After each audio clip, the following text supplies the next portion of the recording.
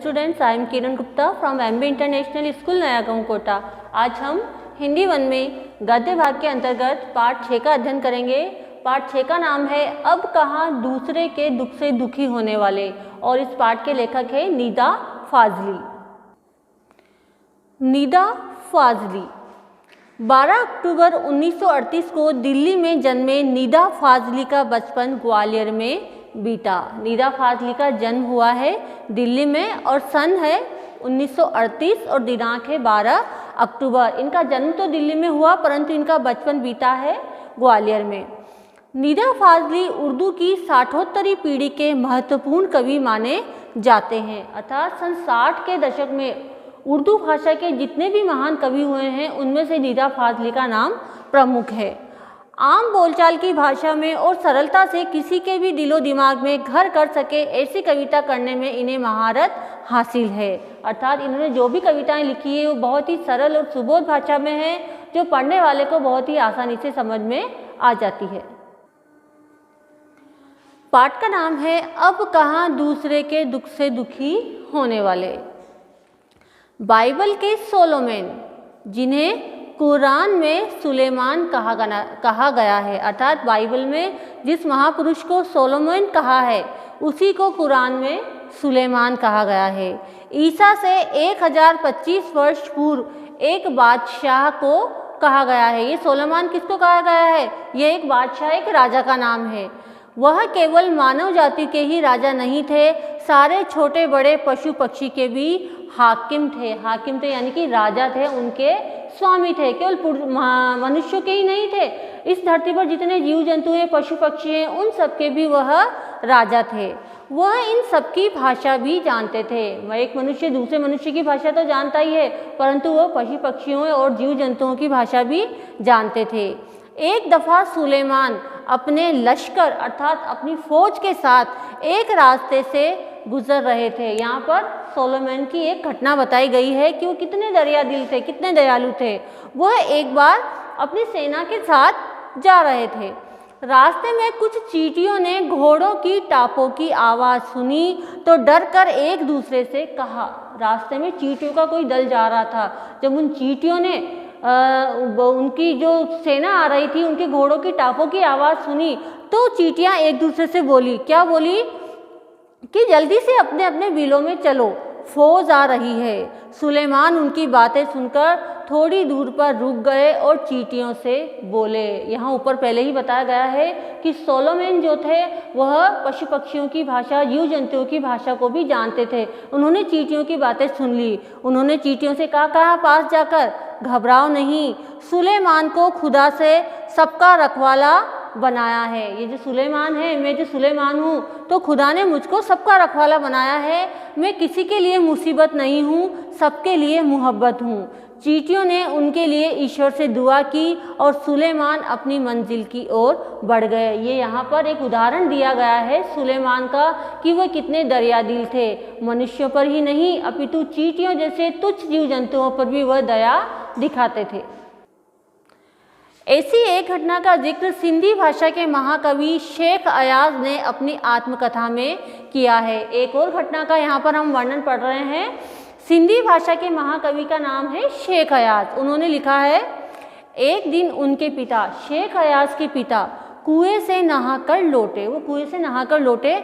माँ ने भोजन परोसा। उन्होंने जैसे ही रोटी का कोर तोड़ा, एक कोर तोड़ा, उनकी नज़र अपनी बाजू पर पड़ी। वहाँ एक काला चोटा रेंग रहा था। चोटा यानी रेंगने वाला एक छोटा सा कीड़ा वहाँ रेंग रहा था उनकी बाजू पर। वो भोजन छोड़कर उठ खड़े हुए। माँ ने पूछा, क्या बात है, भोजन अच्छा नहीं लगा?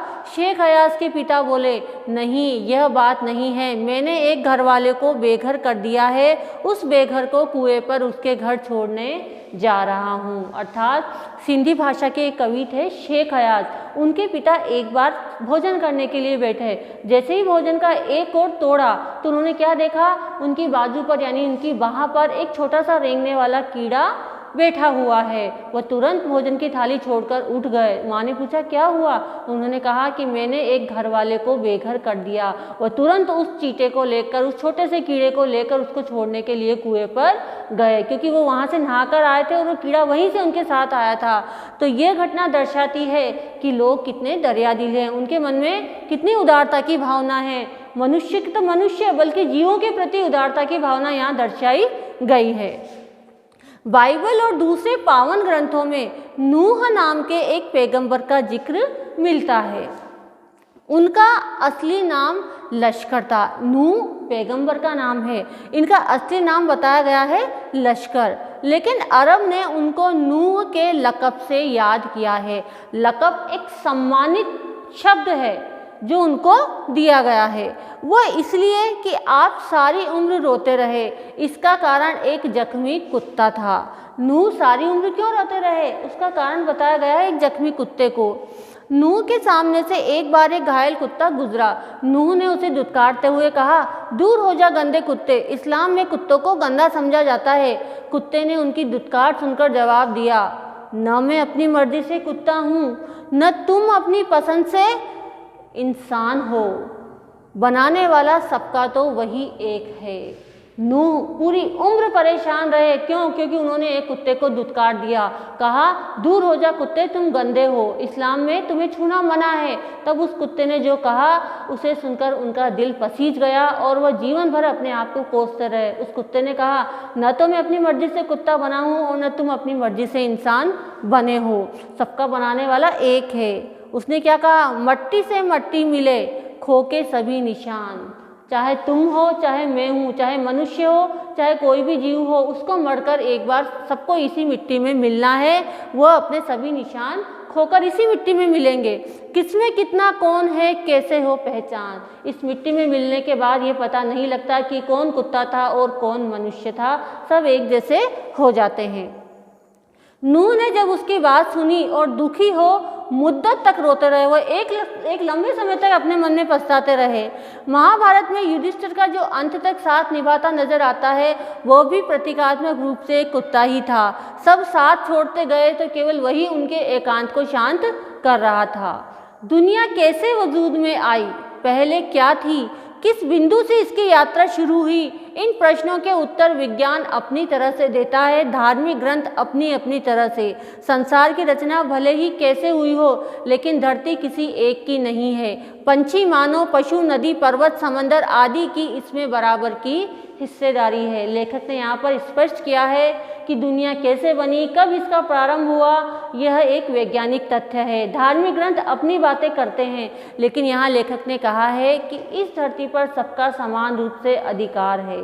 चाहे वो मनुष्य हो, चाहे कोई बड़ा जीव हो, चाहे कोई छोटा जीव हो, चाहे वो पशु हो, चाहे पक्षी हो।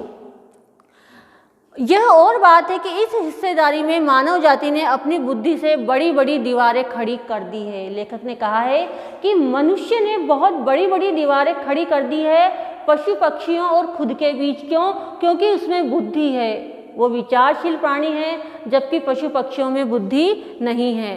पहले पूरा संसार एक परिवार के समान था, अब टुकड़ों में बंटकर एक दूसरे से दूर हो चुका है। पहले बड़े बड़े दालानों आंगनों में सब मिलजुल कर रहते थे, अब छोटे छोटे डिब्बे जैसे घरों में जीवन सिमटने लगा है। अब लोग कैसे रहने लगे हैं, माचिस के जैसे छोटे छोटे डिब्बों में सिकुड़ कर रहने लगे हैं, जबकि पहले लोग खुले आंगन में, बड़े बड़े दालानों में, बड़े बड़े बरामदों में मिलजुल कर रहते थे। और ये समस्या क्यों उत्पन्न हो रही है? क्योंकि जनसंख्या बढ़ रही है, आवास की समस्या बढ़ रही है। लोगों ने जंगलों को काटकर समुद्र की सीमाओं को कैद करके वहाँ पर बड़ी बड़ी बिल्डिंगों का निर्माण कर लिया है। बढ़ती हुई आबादियों ने समंदर को पीछे सरकाना शुरू कर दिया है, पेड़ों को रास्तों से हटाना शुरू कर दिया है। फैलते हुए प्रदूषण ने पंछियों को बस्तियों से भगाना शुरू कर दिया है। बारूदों की विनाश लीलाओं ने वातावरण को सताना शुरू कर दिया है। बारूदों से बड़ी बड़ी चट्टानों को तोड़ा जाता है और वहाँ पर आवास के लिए बड़ी बड़ी बिल्डिंगों का निर्माण किया जाता है, जिससे वातावरण में प्रदूषण फैल रहा है और पशु पक्षी परेशान होते हैं। गर्मी में ज़्यादा गर्मी, इन सब से क्या हो रहा है? प्राकृतिक वातावरण असंतुलित हो रहा है। कैसे हो रहा है असंतुलित? इससे क्या हो रहा है? गर्मी में ज़्यादा गर्मी पड़ रही है। बेवक्त की बरसातें, बिन मौसम की बरसातें हो रही है। जलजले यानी कि भूकंप आ रहे हैं। सैलाब यानी कि बाढ़ आ रही है। तूफान और नित नए रोग, नए नए रोग, नई नई बीमारियां पैदा हो रही है। मानव और प्रकृति के इसी असंतुलन के परिणाम है। नेचर की सहन शक्ति की एक सीमा होती है।